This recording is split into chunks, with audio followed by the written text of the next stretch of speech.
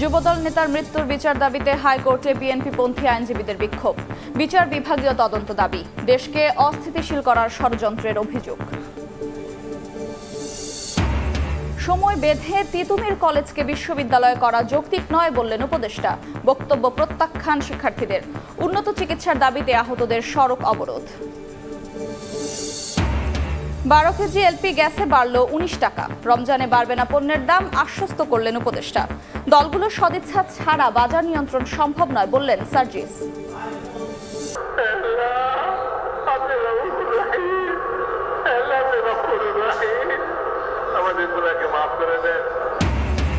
বিশ্ব ইজতেমার আখিরি মোনাজাতে মুসলিম উম্মাহর শান্তি কামনায় দোয়া।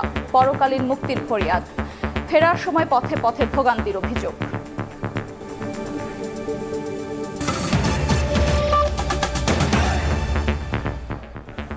সময় সংবাদের সঙ্গে আছি আমি আফরোজা মৌটুসী।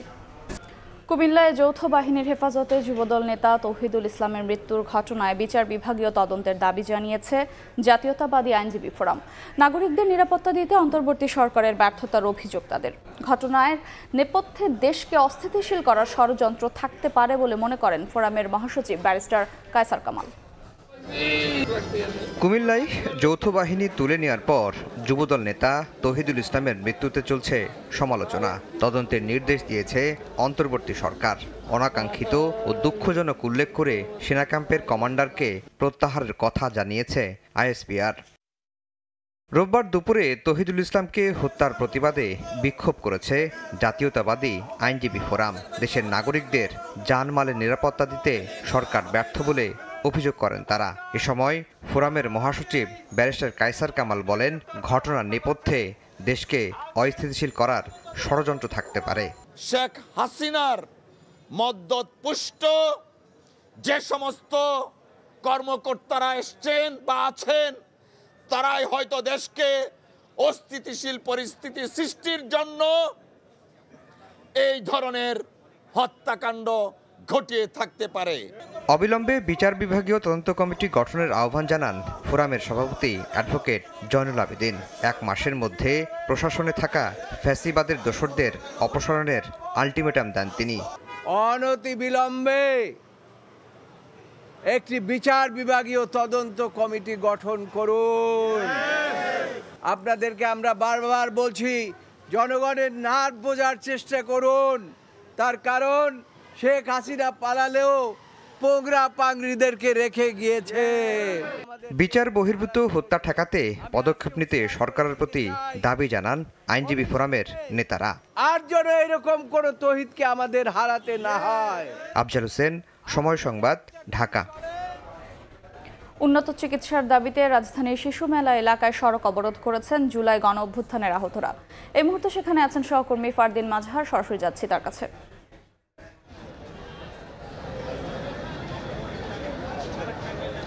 এই মুহূর্তে রাজধানীর শ্যামলী সড়কে শিশুমেলার সামনে অবস্থান করছেন বৈষম্য বিরোধী ছাত্র আন্দোলনে জুলাই গণঅভ্যুত্থানে যারা নেতৃত্ব দিয়েছিলেন এবং তাদের জীবনকে বাজি রেখে যারা তাদের অনেক মানুষের প্রাণের বিনিময়ে বা যারা পঙ্গুত্ব বরণ করেছেন তাদের বিনিময়ে যারা আজকের এই আন্দোলনে নেমেছেন সড়ক অবরোধ করে, যারা তাদের এই 6 মাস যাওয়ার পরেও যারা তাদের ন্যায্য দাবিটি পায়নি, যারা সঠিক চিকিৎসা পায়নি এবং চিকিৎসার জন্য এবং তাদের কয়েকটি দাবি রয়েছে, যেটা রাষ্ট্রীয় স্বীকৃতি প্রদান থেকে শুরু করে অতি দ্রুত উন্নত চিকিৎসা, পুনর্বাসন এবং অপরাধীদের দৃষ্টান্তমূলক শাস্তির আওতায় আনাসহ যে এই দাবিগুলো কেন কালক্ষেপণ করা হলো সেটাই তারা বারবার প্রশ্ন করছে এবং কেন সবসময় ন্যায্য দাবি আদায়ের জন্য রাজপথে নামতে হবে এবং রাজপথে নামার কারণে আজ সকাল 11:30 থেকে তারা সড়কে অবস্থান করার কারণে দুই পাশের মহাসড়কে যথেষ্ট যান চলাচলে ব্যাঘাত ঘটেছে এবং গন্তব্যগামী সাধারণ মানুষ এই জন্য ভুক্তভোগী তারাই হচ্ছে এবং তারা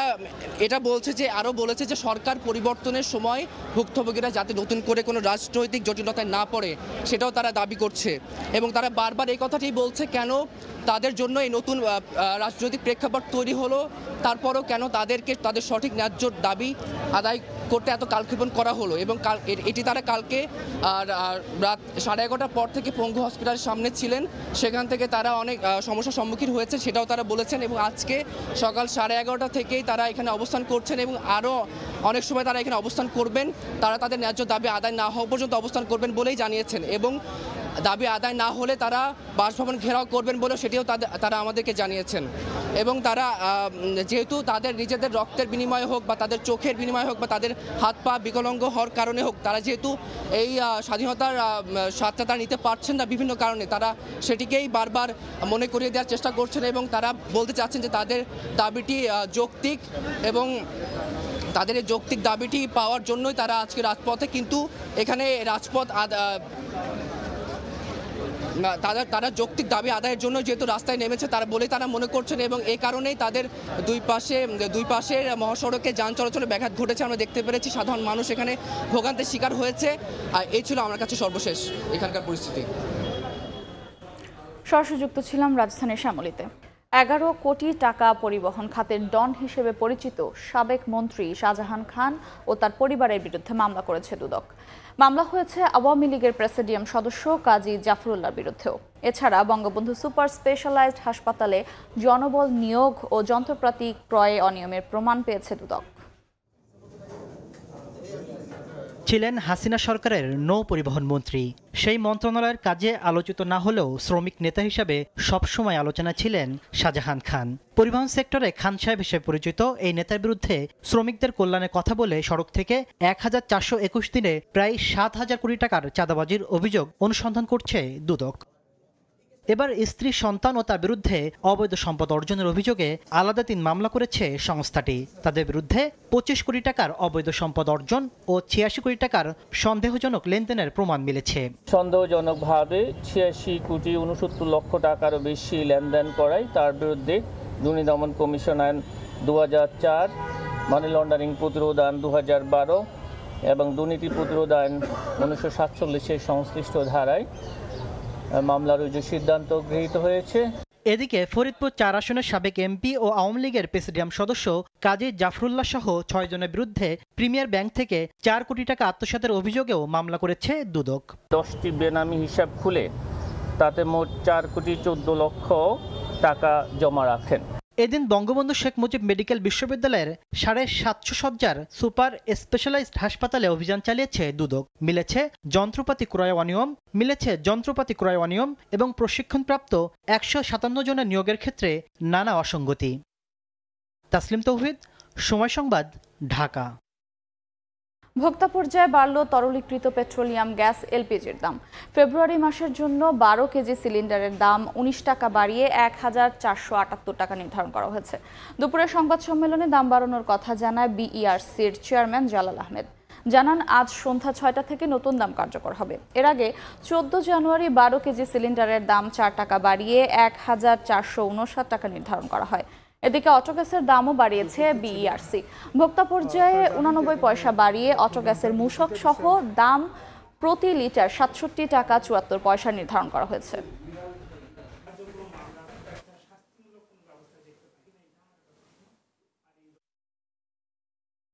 12 কেজি সিলিন্ডার 1478 টাকা, যেটি গত মাসে ছিল 1459 টাকা, অর্থাৎ এখানে বাড়লো 19 টাকা প্রতি 12 কেজিতে। কোম্পানি বিক্রি করবে 1383 টাকায়, পাইকারি অর্থাৎ ডিস্ট্রিবিউটর বিক্রি করবে 1433 টাকায় এবং খুচরা বিক্রেতা বিক্রি করবে 1478 টাকায়। প্রতি লিটার অটো গ্যাস সেটি ফেব্রুয়ারিতে হবে 67.74 টাকা, এখানে বেড়েছে প্রতি লিটারে 8-9 টাকা অর্থাৎ 89 পয়সা। সরকারি এলপিজির মূল্য এটি এ মাসেও অপরিবর্তিত থাকবে। নিত্যপণ্যের মজুদে কোনো ঘাটতি নেই, তাই রমজানে পণ্যের দাম বাড়বে না বলে আশ্বাস দিয়েছেন বাণিজ্য উপদেষ্টা।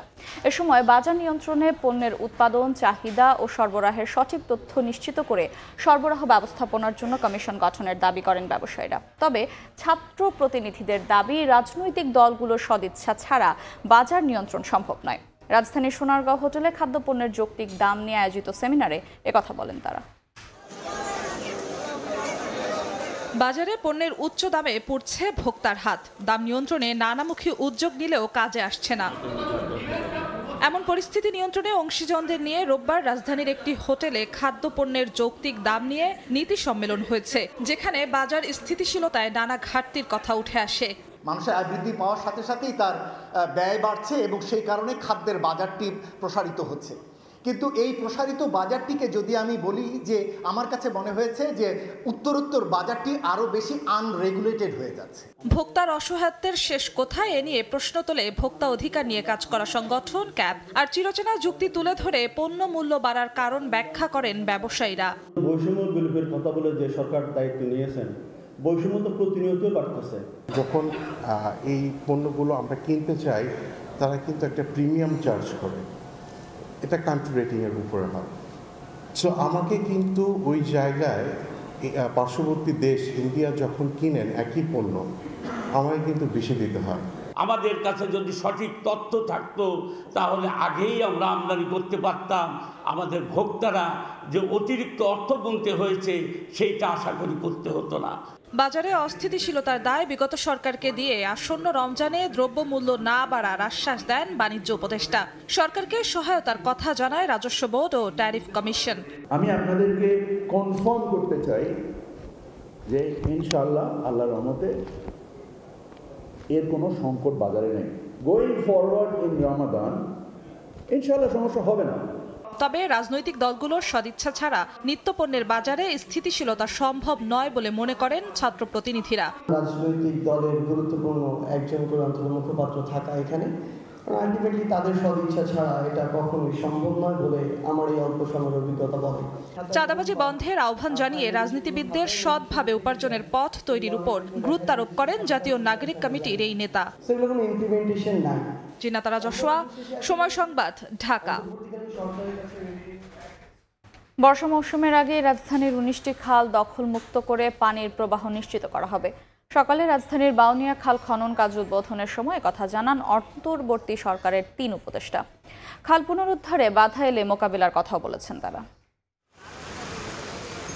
বর্ষা মৌসুম এলেই অল্প বৃষ্টিতে তলিয়ে যায় রাজধানী ঢাকার বেশিরভাগ এলাকা, যার অন্যতম কারণ নগরীর নাজুক ড্রেনেজ ব্যবস্থা আর জলাশয় ভরাট। সমস্যা সমাধানে হাজার কোটি টাকার প্রকল্প নেওয়া হলেও মিলছে না সুফল। এরই ধারাবাহিকতায় ঢাকা শহরের খালগুলোকে দখল ও দূষণমুক্ত করার প্রক্রিয়া শুরু করেছে অন্তর্বর্তী সরকার। সকালে রাজধানীর বাউনিয়া খাল খনন কাজ উদ্বোধনের মধ্য দিয়ে শুরু হলো এই কার্যক্রম। এরই মধ্যে রূপনগর, বাউনিয়া, বেগুনবাড়ি, মান্ডা, কালুনগর খাল ও করাইল লেকের মোট 21.14 কিলোমিটার খাল উদ্ধার করা হয়েছে।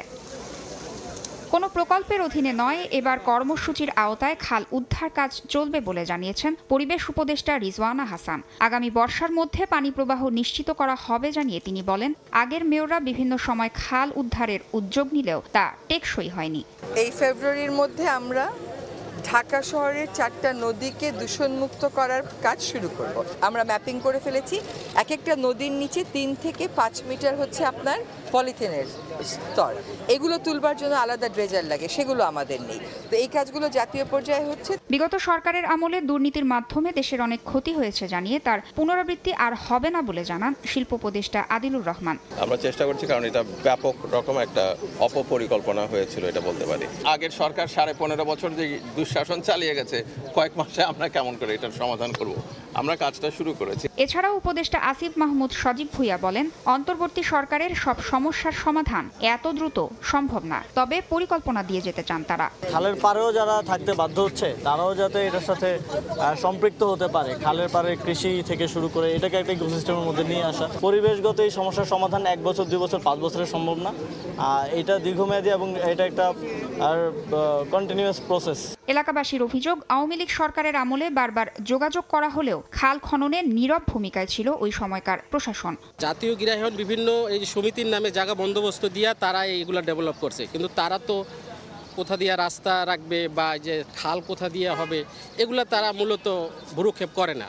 সিটি কর্পোরেশন এই আজকে যে আসছে, আজকে যে আসছে বা 2-3 দিন, হয়তো 1-2 দিন থাকবে, এরপরে ভুলেও এদিকে আসে না, কেউ একজনও আসে না। খাল পুনরুদ্ধারে সরকারকে সব ধরনের সহায়তা করা হবে বলেও জানিয়েছে এলাকাবাসী। তাসনিয়া নিশাত, মিম, সময় সংবাদ, ঢাকা। সময় বেঁধে দিয়ে তিতুমির কলেজকে বিশ্ববিদ্যালয় করা যৌক্তিক নয় বলে জানালেন শিক্ষা উপদেষ্টা ডক্টর ওয়াহিদ উদ্দিন মাহমুদ। রাজধানীর আগারগাঁওয়ের একনেক সভা শেষে তিনি আরও জানান, তিতুমির সহ 7 কলেজকে নিয়ে স্বতন্ত্র বিশ্ববিদ্যালয় প্রতিষ্ঠায় কাজ করছে কমিটি। জনদুর্ভোগ যাতে না হয়,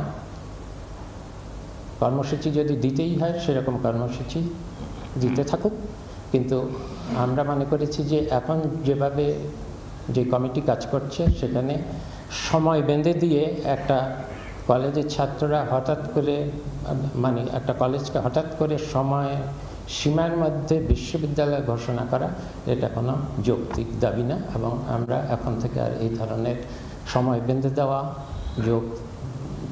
মানে দাবির মুখে এমন সিদ্ধান্ত নেব না যেটা শুধু আমাদের সময়ের না, এটা পরবর্তী অনেক সময়ের ভবিষ্যতে বহুদিনের জন্য এটা একটা অযৌক্তিক সিদ্ধান্ত করলে সেটা বহুদিনের জন্য একটা বোঝা হয়ে থাকবে। শিক্ষা উপদেষ্টার বক্তব্য প্রত্যাখ্যান করে তিতুমির কলেজকে বিশ্ববিদ্যালয় করার দাবিতে আন্দোলন চালিয়ে যাওয়ার ঘোষণা দিয়েছেন শিক্ষার্থীরা। তারা বলেন, দাবি মানা না হলে আরও কঠোর কর্মসূচি দেওয়া হবে। শিক্ষার্থীদের দাবি, শিক্ষা উপদেষ্টার বক্তব্য আগের কথার সঙ্গে সাংঘর্ষিক।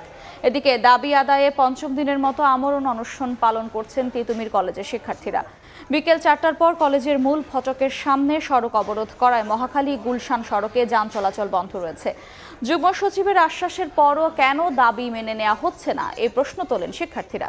এ সময় প্রশাসনের বিরুদ্ধে অসহযোগিতা ও হুমকি দেওয়ার অভিযোগ করেন তারা। যুগ্ম সচিব উনি আসার পরেও উনি বলেছে তোমাদের দাবি যৌক্তিক, তাহলে যৌক্তিক দেওয়া হয় কেন, তাহলে মানতেছে না। আমাদের ভাইরা অনশনে বসছে, সেক্ষেত্রে রাষ্ট্র থেকে এখনো কোনো ইতিবাচক আশ্বাস দেওয়া হয় নাই। যদি আমাদের ভাইয়ের কিছু হয় এটা সম্পূর্ণ দায়ভার রাষ্ট্রের নিতে হবে। এখন আমাদের যারা অনশনে আছেন তারা তারা তিতুমির বিশ্ববিদ্যালয়ের স্বীকৃতি ব্যতীত তারা অনশন থেকে সরবে না। রাজধানীর কদমতলীতে বিএনপির কর্মশালায় ভার্চুয়ালি যুক্ত হয়ে বক্তব্য রাখছেন দলের ভারপ্রাপ্ত চেয়ারম্যান তারেক রহমান। সরাসরি যাচ্ছে সেখানে। তখন কিন্তু শুধু বিএনপি বলেছিল, বিএনপির নেতাকর্মীরাই বলেছিল সংস্কারের কথা। তবে আজকে যারা সংস্কারের কথা বলছেন আমরা তাদেরকে আন্তরিকভাবে ধন্যবাদ জানাই। তখন হয়তো বলেননি, কিন্তু এখন বলছেন, তাদেরকে আমরা আন্তরিকভাবে ধন্যবাদ জানাই।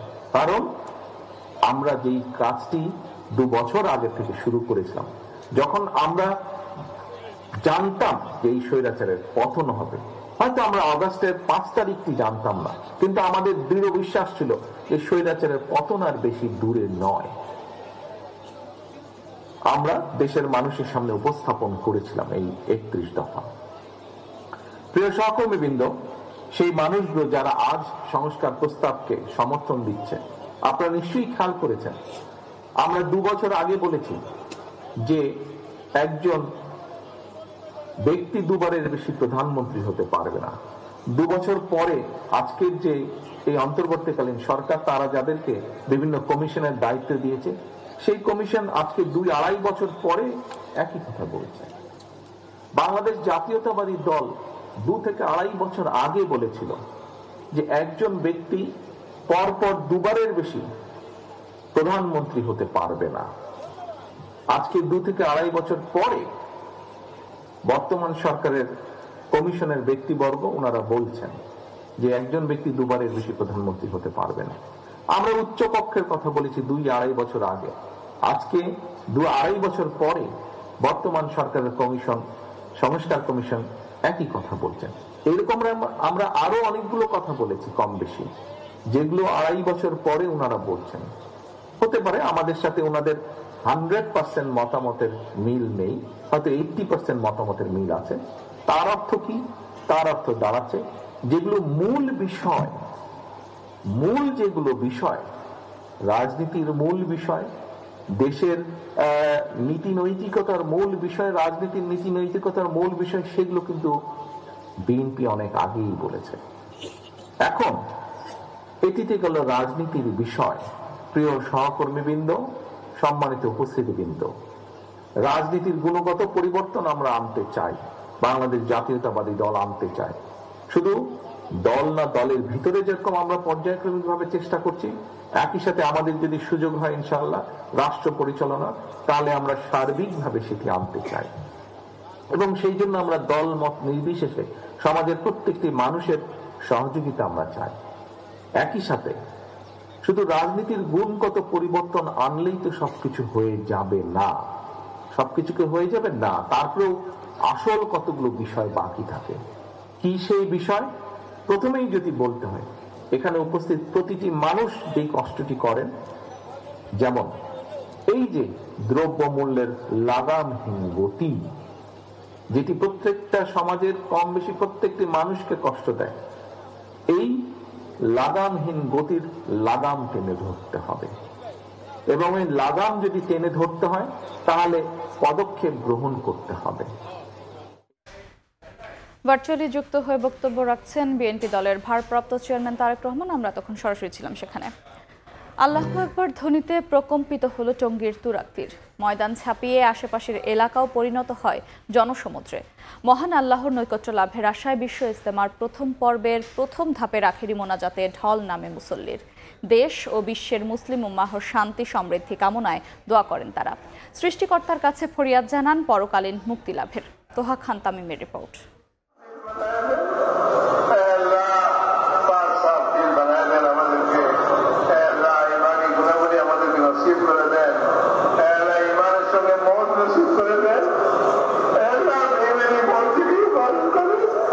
শূন্যে দুই হাত তুলে সৃষ্টিকর্তার সমীপে ধর্মপ্রাণ মুসলমানদের অসহায় আত্মসমর্পণ।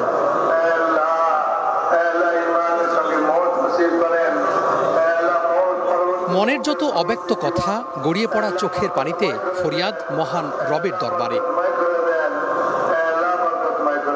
আল্লাহুম্মা আমিন ধ্বনিতে প্রকম্পিত চারপাশ।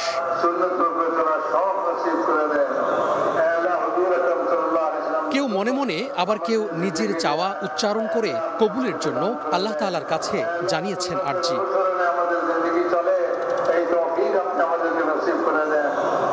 রোববার সকাল ৯টার পর শুরু হয় প্রথম পর্বের প্রথম ধাপের আখির মোনাজাত। ১৬০ একরের মূল ময়দান ছাপিয়ে প্রধান সড়ক, ফুটপাত আর অলিগলিতে অবস্থান নেন মুসল্লিরা। বাদ যায়নি বিভিন্ন ভবনের ছাদও, এমনকি তুরাগ তীরে নোঙর করা নৌকাতেও অবস্থান নিয়ে মোনাজাতে অংশ নেন অনেকে। পাপ থেকে মুক্তি, ব্যক্তি থেকে শুরু করে পারিবারিক আর সামাজিক জীবনে শান্তি কামনা করেন ধর্মপ্রাণরা। অনেক গুনাহ করেছি, আল্লাহ মাফ করে বেশ নসিব করে, এই জন্য আমরা আসিছি। আমাদের এই মানমন যাতে ঠিক করতে পারি, এমনকি আল্লাহ পাক থেকে মাপ চাইতে পারি, এ নিয়ে আমরা আল্লাহ পাকের কাছে দরবারে আমরা দোয়া চাই আর কি। আল্লাহর কাছে আমার বাংলাদেশ শান্তি এবং পরিবারের শান্তি আর আমার সকল মানুষের শান্তি কামনা আদায় করি। আমাদের চলাফেরায় ওঠা বসা আমাদের গুনাহ হয়, এই গুনার জন্য মাফের আশা আমরা এখানে বিশ্ব ইজতেমা আখিরি মোনাজাতে অংশগ্রহণ করি। আল্লাহর কাছে সবার কাছে দোয়া আছে যে যাতে আল্লাহ শান্তি রাখে, দেশে সবাই ভালো থাকে, সুস্থ থাকে। এর আগে ফজরের নামাজের পর শুরু হয় বক্তব্য, চলে আখিরি মোনাজাত পর্যন্ত। অনেকে মোনাজাতে অংশ নিতে মধ্যরাত থেকেই অবস্থান নেন। প্রায় আধা ঘন্টার এ মোনাজাত পরিচালনা করেন তাবলিগ জামাতের শীর্ষ মুরব্বী মাওলানা জুবাইর আহমেদ। দোয়া করা হয় দেশ ও জাতির শান্তির জন্য। আল্লাহ তাআলা যেন সারা পৃথিবীর সমস্ত উম্মতকে হেদায়েত দান করেন। পুরো পৃথিবীর মানব গোষ্ঠী যাতে সঠিক পথ পাওয়া যায়, বিশেষ করে মুসলমানরা যারা দিশেহারা অবস্থায় আছে তারাও যেন শান্তি পায়, পুরা পৃথিবীতে যেন শান্তি প্রতিষ্ঠা হয়। আল্লাহ সকলকে ভালো বসিরত রাখুক। আল্লাহ সকল মুসলমান ভাইদেরকে আল্লাহ সুস্থতা নিয়ে হেদায়েত দান করুক। আল্লাহ সকলের জীবনযাপন আল্লাহ ভালো করে দেখ। মোনাজাত শেষে অংশগ্রহণকারীরা নিজ নিজ গন্তব্যের উদ্দেশ্যে রওনা দেন। সোমবার থেকে দ্বিতীয় ধাপের ইজতেমা শুরু হয়ে চলবে ৫ ফেব্রুয়ারি পর্যন্ত। সৃষ্টিকর্তার রহমত, ক্ষমা আর কল্যাণ লাভের আশায় আখিরি মোনাজাতের মাধ্যমে শেষ হলো এবারের বিশ্ব ইজতেমার প্রথম পর্বের প্রথম ধাপ। কোরআন এবং হাদিস থেকে শিক্ষা অর্জন করেছেন, ব্যক্তি উন্নয়ন সহ সমাজ সংস্কারে কাজে লাগাবেন, এমনটাই প্রত্যাশা আগতদের। তোহা খান তামিম, সময় সংবাদ, টঙ্গী, গাজীপুর। দেশের বাইরের খবর। অভিবাসন আর মাদক পাচারের জের গড়ালো শুল্ক আরোপের ওপর। প্রতিবেশী দুই দেশ কানাডা ও মেক্সিকো থেকে আমদানি করা পণ্যে 25% করে শুল্ক আরোপের নির্বাহী আদেশ দিয়েছেন মার্কিন প্রেসিডেন্ট ডোনাল্ড ট্রাম্প। তাৎক্ষণিক প্রতিক্রিয়া দেখিয়েছেন জাস্টিন ট্রুডো। পাল্টা পদক্ষেপ হিসেবে যুক্তরাষ্ট্র থেকে আমদানি করা বিয়ার, ওয়াইন ও ফলের জুসের ওপর শুল্ক আরোপ করবে কানাডা। সীমান্ত পাড়ি দিয়ে প্রতিবছর যুক্তরাষ্ট্রে প্রবেশ করেন কানাডা ও মেক্সিকোর অভিবাসন প্রত্যাশীরা। পাচার হয় মাদকও। দ্বিতীয় দফায় দায়িত্ব গ্রহণের পর নির্বাচনী প্রতিশ্রুতি অনুযায়ী অভিবাসন বিরোধী অভিযান শুরুর পাশাপাশি এবার শুল্ক আরোপে খড়গহস্ত হলেন ট্রাম্প। ট্রাম্পের নির্বাহী আদেশ অনুযায়ী দেশ দুটি থেকে আমদানি করা পণ্যে 25% শুল্ক কার্যকর হতে যাচ্ছে আগামী 18 ফেব্রুয়ারি। বাদ যাচ্ছে না ব্যবসায়িক প্রতিদ্বন্দ্বী চীনও। সিদ্ধান্ত বাস্তবায়ন হলে মার্কিন আমদানিকারকদের পণ্য আনতে গুনতে হবে 10% শুল্ক। মেক্সিকো এবং কানাডার উপর 25% শুল্ক আরোপ করা হচ্ছে, কারণ তারা অনেক অভিবাসীদের আশ্রয় দেয়। পাশাপাশি কানাডার সরকার এই সুযোগের অনেক বেশি অপব্যবহার করে। প্রচুর মানুষ ফেন্টানিল মাদক নিয়ে আসে। এ বিষয়ে হোয়াইট হাউস জানায়, যুক্তরাষ্ট্রে ফেন্টানিল মাদক ও অবৈধ অভিবাসন সংক্রান্ত জরুরি অবস্থা শেষ না হওয়া পর্যন্ত এ আদেশ বহাল থাকবে। সাধারণ পণ্যের বাইরে জ্বালানির ক্ষেত্রে মেক্সিকোর ওপর 25% হলেও কানাডার ক্ষেত্রে আদায় করা হবে 10%। $800 নিচে পণ্য আমদানির ওপর আগের বিশেষ ছাড়ও বাতিল করা হচ্ছে। ট্রাম্পের শুল্ক আরোপের কয়েক ঘন্টা পরই পাল্টা ব্যবস্থা নেওয়ার ঘোষণা দেন কানাডার প্রধানমন্ত্রী জাস্টিন ট্রুডো। বলেন, সাধারণ পণ্যে শুল্কের বোঝা চাপানো অবৈধ ফেন্টানিলের কারবার বন্ধের ভালো কৌশল নয়। পাল্টাপাল্টি শুল্ক আরোপের পদক্ষেপে সরাসরি প্রভাব পড়তে পারে সীমান্তের দুই পারের কর্মজীবী মানুষের ওপর। কানাডাও যুক্তরাষ্ট্রের পণ্যের ওপর 25% শুল্ক আরোপ করবে। মঙ্গলবার থেকে $300 কোটি সমমূল্য পণ্যের ওপর এ সিদ্ধান্ত কার্যকর হবে। $12,500 কোটি মার্কিন পণ্যের ওপর শুল্ক কার্যকর হবে 21 দিন পর, যাতে বিকল্প খোঁজার জন্য কানাডার ব্যবসায়ীরা সময় পায়। পাল্টা শুল্ক আরোপের হুঁশিয়ারি দিয়েছেন মেক্সিকোর প্রেসিডেন্ট ক্লদিয়া শেনবাউম। এদিকে বাণিজ্যিক বাধা কাটছে ভারতে পণ্য রফতানিতে। এরই মধ্যে বিলাসবহুল মোটরবাইক হার্লি ডেভিডসন ভারতে রফতানির ক্ষেত্রে শুল্ক কমানো হয়েছে 10%। বেশ কয়েক বছর ধরেই নয়াদিল্লি ওয়াশিংটনের মধ্যকার বাণিজ্যিক বিতর্কের কেন্দ্রবিন্দুতে ছিল এই ব্র্যান্ডটি। মৌসুমী সাথী, সময় সংবাদ। বিসিবির নির্বাচকের পদ থেকে সরে দাঁড়ালেন হান্নান সরকার। কারো চাপে হুট করে নয়, মূলত কোচিংয়ে ফিরতেই ভেবে চিন্তে পদত্যাগের সিদ্ধান্ত নিয়েছেন তিনি। সময় সংবাদে হান্নান আরও জানান, বোর্ড সভাপতি ফারুক আহমেদ ও পরিচালক নাজমুল আবেদিন ফাহিমের সঙ্গে আলোচনা করেই এমন সিদ্ধান্ত নিয়েছেন।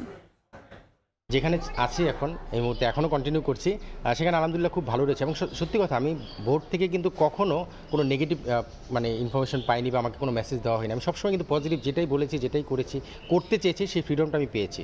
সেই জায়গা থেকে আমি হ্যাপি।